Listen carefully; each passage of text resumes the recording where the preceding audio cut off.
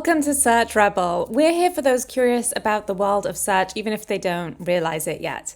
We're here for entrepreneurs through acquisition, following the slings and arrows of outrageous fortune and crafting the life and career that we love. Today we have dslenzak, the founder and managing partner of Broadtree. Dave is a seasoned expert in search fund management, healthcare, government contracting, and technology companies. Dave founded Longleaf Capital Partners, a self-funded search fund, and successfully acquired Implementing Technologies, LLC, a healthcare IT services firm. His strategic vision and entrepreneurial spirit led to the development of new products and lucrative acquisitions, resulting in impressive returns for his investors. With a background in growth consulting and Capitol Hill experience, Dave brings a unique perspective to every deal and boardroom that he enters. So let's get his perspective on this fun and growing industry. So Dave, can you share a little bit about how you initially got started with what was then Longleaf Capital Partners and really how your journey into search and search funds began? I was a student at the University of Virginia Darden School of Business from 2004 to 2006. And I knew I was entrepreneurial then, but just trying to find a way to express that. Like many, I just thought that entrepreneurship was really just startups. And I took a class called The Acquisition of Closely Held Enterprise by two adjunct professors there that really, it was more of a general management class. It wasn't taught as a search fund class like a lot of things are nowadays. It was really about how to manage a small business and all the nuances around, really like a sub 2 million EBITDA or sub 5 million EBITDA company. And they taught their process along the way. And they had done they had bought a couple dozen businesses over their career and made a couple $1 billion of net worth in that process. And so fell in love with that model. And it was like a light bulb for me when I was in class. Wasn't ready to sort of become an operator and take that entrepreneurial leap right after business school, like a lot of people do. It took me about 6 years of strategy consulting post business school to make that leap. But that itch sort of grew for me over those 6 years. And in 2009/10, in the depths of the Great Recession, I launched a self-funded search. So that's how I got into that. When I did a self-funded search and launched my search out of Charlotte, North Carolina, really had sort of a southeastern quadrant of the United States kind of focus. Had a little bit of a geographic focus. That was for a personal reason. My wife and I decided that, we wanted to use that opportunity to move back to the Southeast where she was from. When I was searching, again, there was very few searchers back in the day.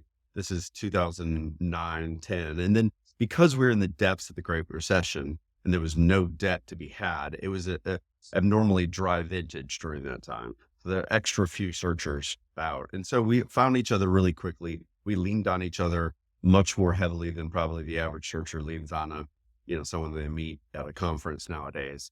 And so we took it to another level. We all got along extremely well, and we probably created the most collaborative experiment in that search or independent sponsor asset class up until the rise of this accelerator model or, PE firm model like we have.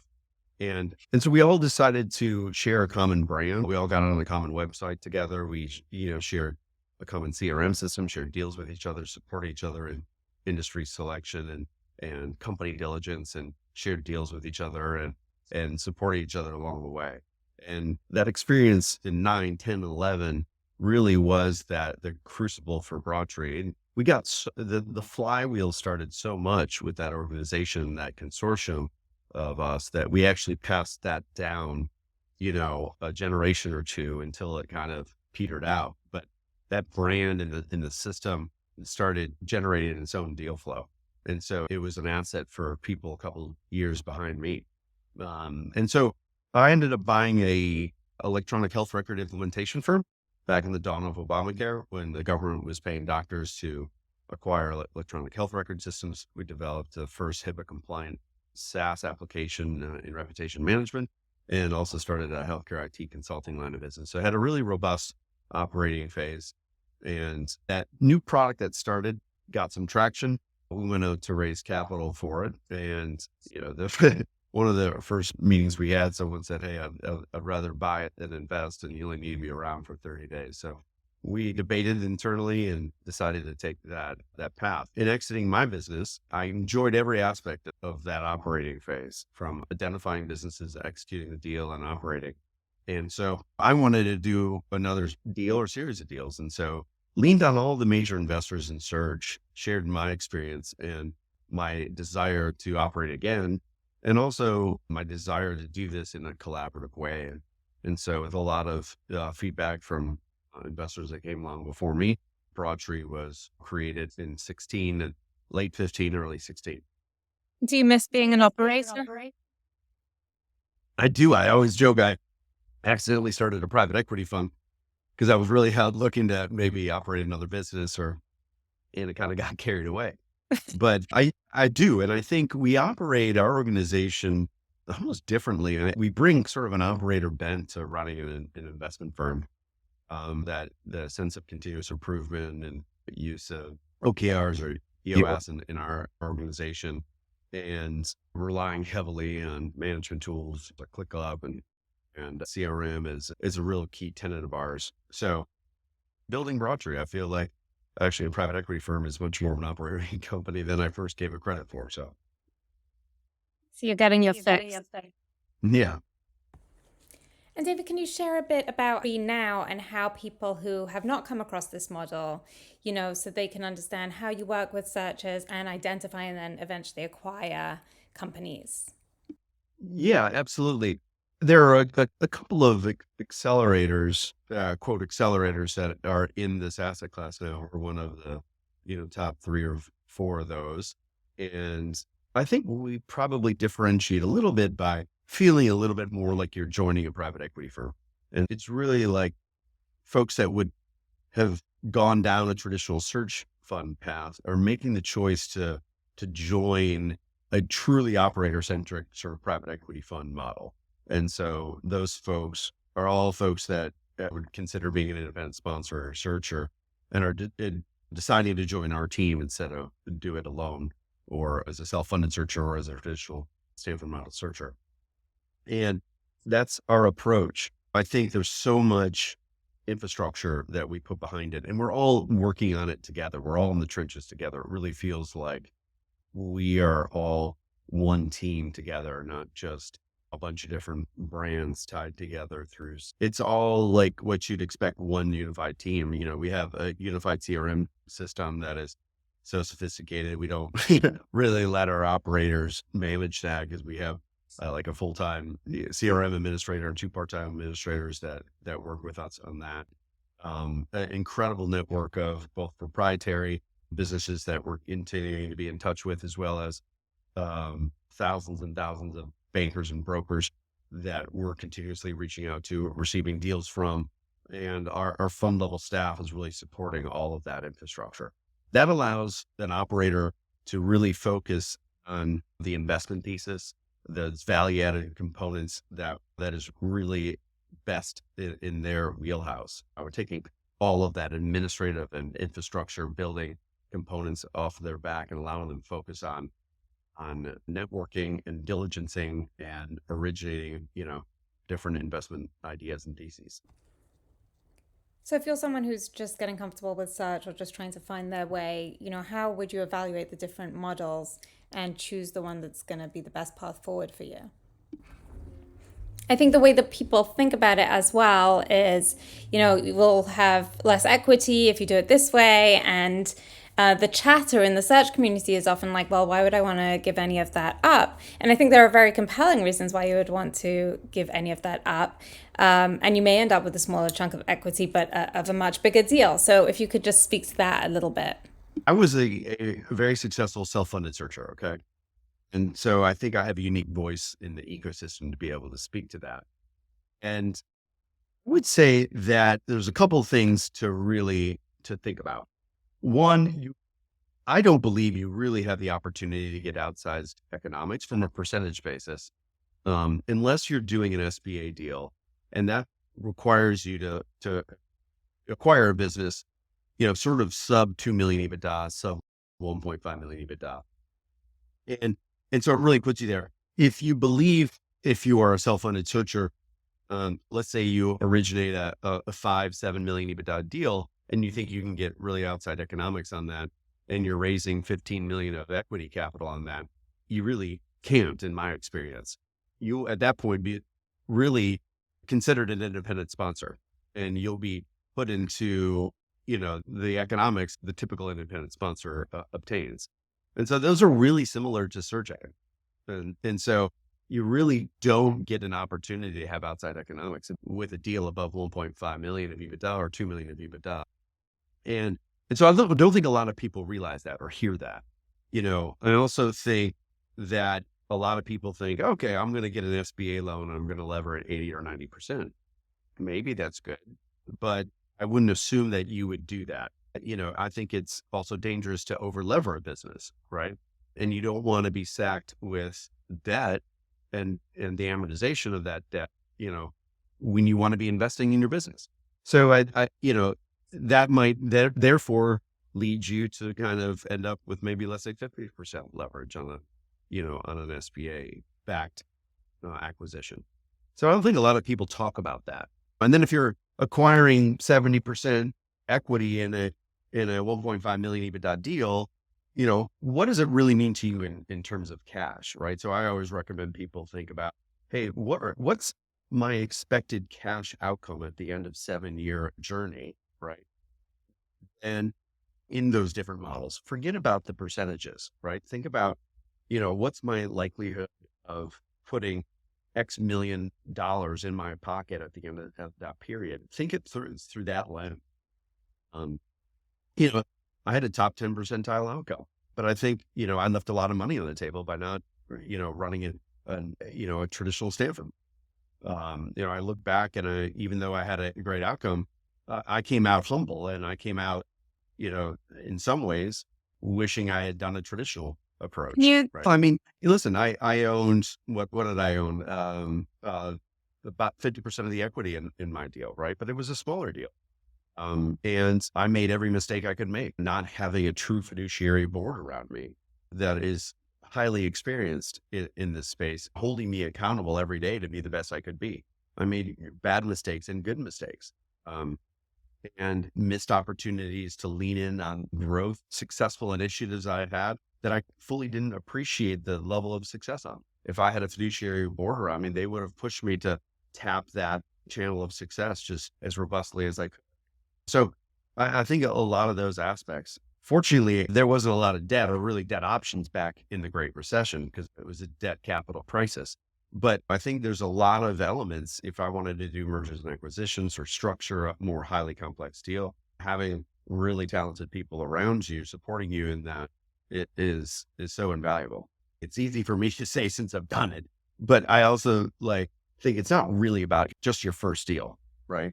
It's really about your whole career. And so having a really successful first operating experience is crucial.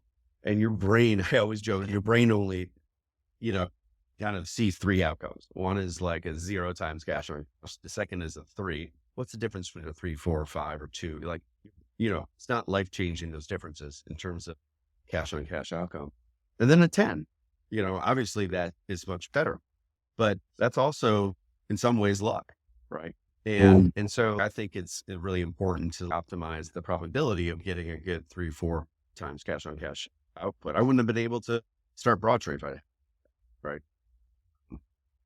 When you're looking for deals, what are some key things that you feel make a deal attractive or promising? Yeah, I mean, I think there's all the normal things, so I won't spend too much time on that, all the recurring revenue and stickiness and all that, right? And obviously, we believe in all of those key fundamentals. I think the 3 things that we talk about that may be additive to the typical conversation of what makes a good deal are really understanding what the founder is trying to achieve, help craft the right goal for them. If you're trying to force something, it's not going to work out, right? You're not going to make someone work in that business for 4 years if they want to retire. They're not going to do a deal with you. And if you force them to retire, when they really want to stay around for 5 years and get a second or third bite of the apple. So how do you craft that for them? It might not always align with what you want, and that's okay. You should just be cognizant that you really can't force it. and you might be wasting time on a deal that you're trying to force in a direction that's opposite of what that founder really wants to do. So I really think teasing that out and trying to make it a good success for them. And if that pathway for that founder really aligns with what you believe, and there's great magic there, right? And a higher probability of being able to get that deal done. The second is growth. I think a lot of people underestimate how difficult it is to take a business that's maybe been flatlined for 5 years and turn it into a 20% year-over-year growth business. There's a reason why it's been flat. Like, founders are, even if they haven't graduated from Harvard, are pretty smart, and they know that industry better than you ever will. And so there's a reason why it's been flat. Founders like to make money just as much as you do. And so growth is not just turning on Google AdWords and collecting checks. And so it's nice to see a business that's growing 10, 15, 20% a year that you're stepping into. I think it's just, if you should approach it with, let's say, that assumption that it's going to be hard to grow this, or why hasn't it grown? And the founders often tell you, well, I haven't really put a lot of effort into it. You could totally grow this if you tried. But they're not walking away from opportunities either. If there was low hanging fruit there, they'd take it. And so some of those growth opportunities might be tougher than you think. Yeah. And or cost more than you think, right? And those opportunities could be there, and you could really easily take something from flatline to 20%, but come into it thinking soberly, right? Thinking that, hey, this is going to be harder than I think. Why hasn't this grown? Really double, triple click on the reasons why it's been flat. And maybe talk to other river guides in that industry, talk to other founders of businesses like that. Are they all flatlined? What's the key? Is there a key formula for success out there and in another business or a subsector? And then I think obviously all the businesses that we look at in the lower middle market don't have a lot of infrastructure, have a lot of low hanging fruit in terms of implementing ERP systems and CRM and sales teams and all that. But it's nice to see a business that has a reason for existence and has its own culture, has its own systems, even if it's all paper and antiquated, and a team that really understands how to execute that without the founder.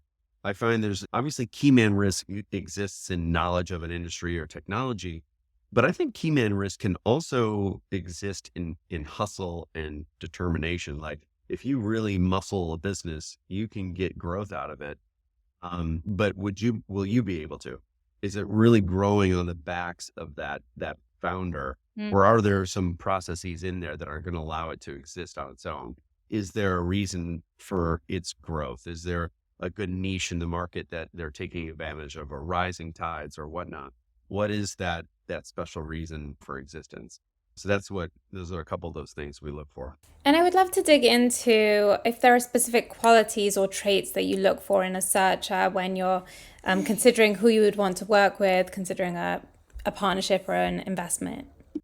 Yeah. I think everybody that's ever done search is super talented. I think that pedigree and intellect and that high ceiling is kind of table stakes. And from our perspective, and remember now, we don't have the ability we're not investing in a unit and a whole bunch of searchers. We're really fully backing somebody. And so we have more opportunity costs if we select wrong, right? And so we spend a lot of time thinking about that. I think if you look at everybody in history that's done search, 40% of them or so have failed, but they've all been just as talented as the next individual. And why is that? I think it comes from really not the perfect entrepreneurial or fit with this asset class, right? Yes, you may want to run a business, but maybe that searcher or operator should have been running a venture-backed business on the West Coast, or a VC-backed business on the East Coast. Maybe it should be that individual should be running a $500,000 or $1 million EBITDA company. Maybe that operator should be running a 20 million. Or maybe they really should have been involved in a tech-enabled services business or a software business, and they're kind of forced into maybe a older economy business that they're just not motivated by. It's really what everyone recommends, what every investor and every other searcher recommends, which is, really talk to a lot of operators and searchers and independent sponsors that have done this, and really look at this. many shades of gray. There's like 9 or 10 different sub paths that you could take here. And when you really align perfectly with that, you're in the flow, and that's when you outperform. I feel like when you're not in the flow, it doesn't matter if you're top of your class at Harvard Business School, you're going to underperform, and the difficulty of search is going to overwhelm you. But when you're in the flow and you've chosen the right path and the right sub path, man, that energy comes, and that allows you to really sort of exceed expectations. So it's really, I always joke, we're not really recruiters. We're more like entrepreneurial therapists and helping, the people we talk to find the right path. And sometimes it's with us and sometimes it isn't. So, how much credence do you give to industry expertise when you're evaluating an acquisition and I guess trying to plug in the right person then for that opportunity? Yeah, I mean, I think it's important, but it's not everything. That domain knowledge or industry expertise. And again, for folks that are younger than 40, a lot of their domain experience has been in mid-market or bulge bracket in that industry, which don't often align, and those trends and the knowledge, it doesn't often translate to a 2 to 5 to 7 million EBITDA company. And so, yeah, well, it's good. I don't think it's completely necessary. And I think even with the domain knowledge, you really have to learn from founders and other river guides, regardless of that domain, right? You really need to see what's happening down here in the micro level in this industry. It may be very different than what's happening in the bulge bracket and mid market in that same industry. And I think rely on your gut. What is your own personal confidence? You're going to diligence that business. You're going to be able to see it. You're going to know whether you're intimidated by that or not, or whether it's a challenge you can rise to, and somewhat trust those instincts.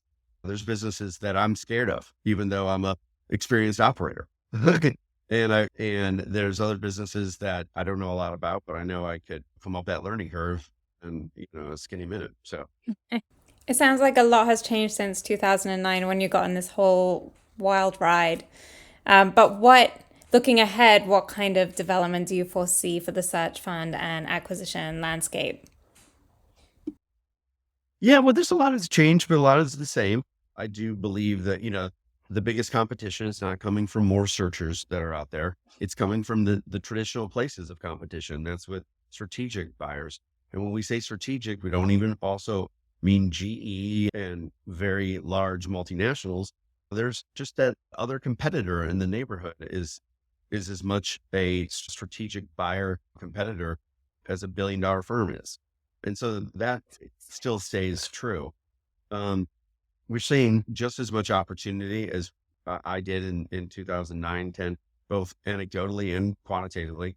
So we're not really worried about that. I think there is an explosion of the number of searchers that are out there and an explosion of investors. And so the level of talent is declining. There's now 400 or 500 people that are interested in search instead of 100. And so of that 500, there's just less like A-player talent in there. And then there's an explosion of investors. And some of those investors are freely bringing capital to the space, but also without a lot of experience in the microcap and the lower middle market in operating companies. Where is that capital? Where is that expertise coming from? Is it coming from real estate, executive leadership in $1 billion companies? Or is it coming from a deep knowledge of lower middle market investing and operating?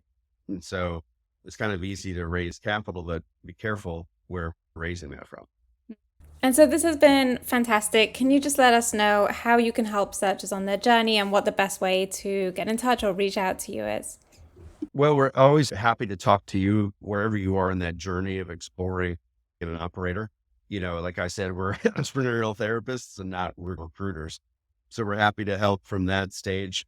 Obviously, if you're joining our team, like that's all we do is help each other all day long. So that's an infinite amount of assistance we're providing. But we're also very comfortable with people across that journey, right? So some people come to us after spending years evaluating search and having a deep knowledge of it, and some people just in the beginnings of their process, and that's okay, as it is with most of the investors out there.